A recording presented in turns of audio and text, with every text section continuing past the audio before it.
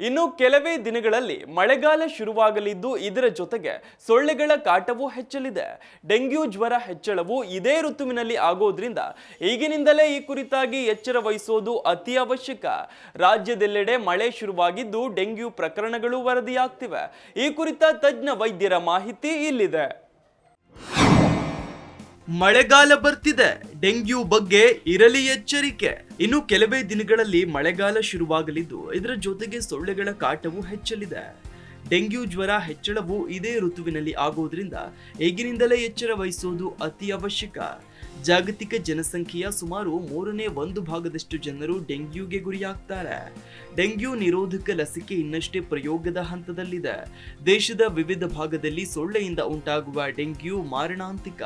ಕೆಲವರ ಜೀವವನ್ನು ಕೂಡ ಬಲಿ ಪಡೆದು ಬಿಡುತ್ತೆ. ಅದರಲ್ಲೂ ಗ್ರಾಮೀಣ ಭಾಗದಲ್ಲಿ ಈ ಬಗ್ಗೆ ಜಾಗೃತಿ ಇಲ್ಲದ ಕಾರಣ ಹೆಚ್ಚು ನಿರ್ಲಕ್ಷ್ಯಕ್ಕೆ ಒಳಗಾಗಿ ಡೆಂಗ್ಯೂಗೆ ಬಲಿಯಾಗ್ತಾರೆ. ಡೆಂಗ್ಯೂನಲ್ಲಿ ಪ್ರಮುಖವಾಗಿ ಸ್ಪೆಕ್ಟ್ರಮ್ ಡೆಂಗ್ಯೂನಿಂದ ಎಚ್ಚರಿಕೆ ವಹಿಸುವುದು ಅವಶ್ಯಕ. ಕಡಿಮೆ ತೀವ್ರತೆ, ಮಧ್ಯಮ ಹಾಗೂ ಅತಿ ಹೆಚ್ಚು ತೀವ್ರತೆಯ ಡೆಂಗ್ಯೂ ಹರಡುತ್ತೆ.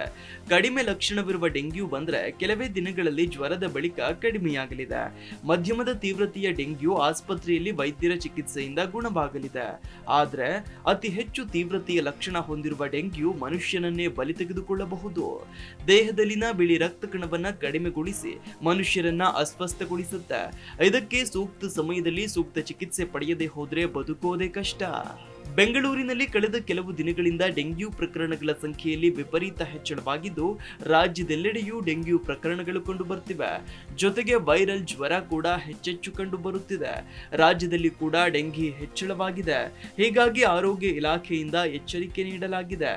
ಈಡಿಸ್ ಸೊಳ್ಳೆ ನಾಶಕ್ಕೆ ಕ್ರಮ ಕೈಗೊಳ್ಳುವಂತೆ ಎಲ್ಲ ಜಿಲ್ಲಾ ಆರೋಗ್ಯಾಧಿಕಾರಿಗಳಿಗೂ ಸೂಚನೆ ನೀಡಲಾಗಿದೆ. ಕಳೆದೊಂದು ವಾರದಿಂದ ಬೆಂಗಳೂರಿನಲ್ಲಿ ವಾತಾವರಣ ಬದಲಾಗಿದ್ದು ಬಿಟ್ಟು ಬಿಟ್ಟು ಮಳೆ ಸುರಿಯುತ್ತಿದೆ. ತಂಪಾದ ವಾತಾವರಣದಿಂದ ಜನರು ಖುಷಿಯಾಗಿದ್ದಾರೆ. ಆದ್ರೆ ಮಳೆಯಿಂದ ನಗರದಲ್ಲಿ ಡೆಂಗ್ಯೂ ಪ್ರಕರಣಗಳಲ್ಲಿ ವಿಪರೀತ ಏರಿಕೆ ಕಂಡು ಬಂದಿರೋದು ಆತಂಕಕ್ಕೆ ಕಾರಣವಾಗಿದೆ. ಸದ್ಯ ರಾಜಧಾನಿಯಲ್ಲಿ 40% ಡೆಂಗಿ ಪ್ರಕರಣಗಳು ಏರಿಕೆ ಕಂಡು ಬಂದಿವೆ.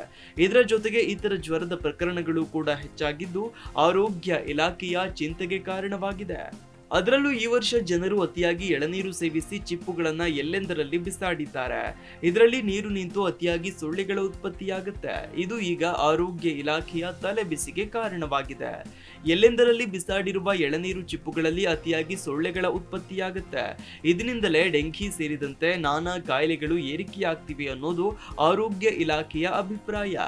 ಎಳನೀರು ಕುಡಿದು ಬಿಸಾಡಿರುವ ಚಿಪ್ಪುಗಳನ್ನ ವಿಲೇವಾರಿ ಮಾಡೋದೇ ಆರೋಗ್ಯ ಇಲಾಖೆಗೆ ದೊಡ್ಡ ಸವಾಲಾಗಿ ಪರಿಣಮಿಸಿದೆ. ಈ ಬಗ್ಗೆ ಬಿಬಿಎಂಪಿಗೂ ಸೂಚನೆ ನೀಡಲಾಗಿದೆ. ಡೆಂಗಿ ಜೊತೆಗೆ ವೈರಲ್ ಜ್ವರ ಕೂಡ ಹೆಚ್ಚೆಚ್ಚು ಕಂಡು ಬರ್ತಿದೆ. ಇನ್ನು ರಾಜ್ಯದಲ್ಲಿ ಡೆಂಗಿ ಹೆಚ್ಚಳ ಹಿನ್ನೆಲೆ ಆರೋಗ್ಯ ಇಲಾಖೆಯಿಂದ ಎಚ್ಚರಿಕೆ ನೀಡಲಾಗಿದೆ. ಜನರು ಮನೆ ಸುತ್ತಮುತ್ತ ಸ್ವಚ್ಛತೆ ಕಾಪಾಡೋದು ಈ ಹೊತ್ತಿನಲ್ಲಿ ಅಗತ್ಯ ಅಂತ ವೈದ್ಯರು ಸಲಹೆ ನೀಡುತ್ತಾರೆ. ಆದಷ್ಟು ಮನೆಯಲ್ಲಿ ಮಲಗುವ ಹೊತ್ತಿನಲ್ಲಿ ಸೊಳ್ಳೆ ಪರದೆ ಹಾಕುವುದು, ಬಿಸಿ ನೀರು ಕುಡಿಯುವುದು, ಆರೋಗ್ಯಕರ ಆಹಾರ ಸೇವನೆ ಮಾಡುವಂತೆ ವೈದ್ಯರು ಸಲಹೆ ನೀಡಿದ್ದಾರೆ. ಬಿಟ್ಟು ಬಿಟ್ಟು ಜ್ವರ ಬಂದು 3ನೇ ದಿನವಾದ್ರೂ ಜ್ವರ ಮರುಕಳಿಸಿದ್ರೆ, ಇದರ ಜೊತೆ ವಾಂತಿ ಇದ್ರೆ ಡೆಂಗಿ ಟೆಸ್ಟ್ ಮಾಡಿಸೋದು ಕಡ್ಡಾಯ ಅಂತ ಎಚ್ಚರಿಕೆ ನೀಡಿದ್ದಾರೆ. Desk bureau, Zee Kannada news. Zee Kannada news ಈಗ ನಿಮ್ಮ ಮನೆಯಲ್ಲೇ ನೋಡಿ. ಎಲ್ಲ ಕೇಬಲ್ಗಳಲ್ಲಿ ಈಗ ಲಭ್ಯ.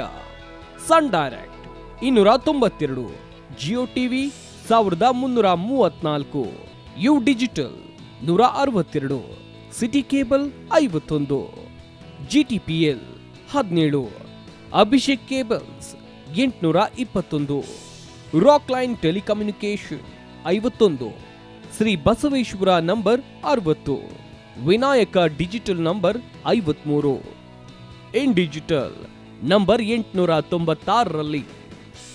ನಿಮ್ಮಿಸ್ತದ ಜಿ ಕನ್ನಡ ನ್ಯೂಸ್ ನೋಡಿ ಆನಂದಿಸಿ.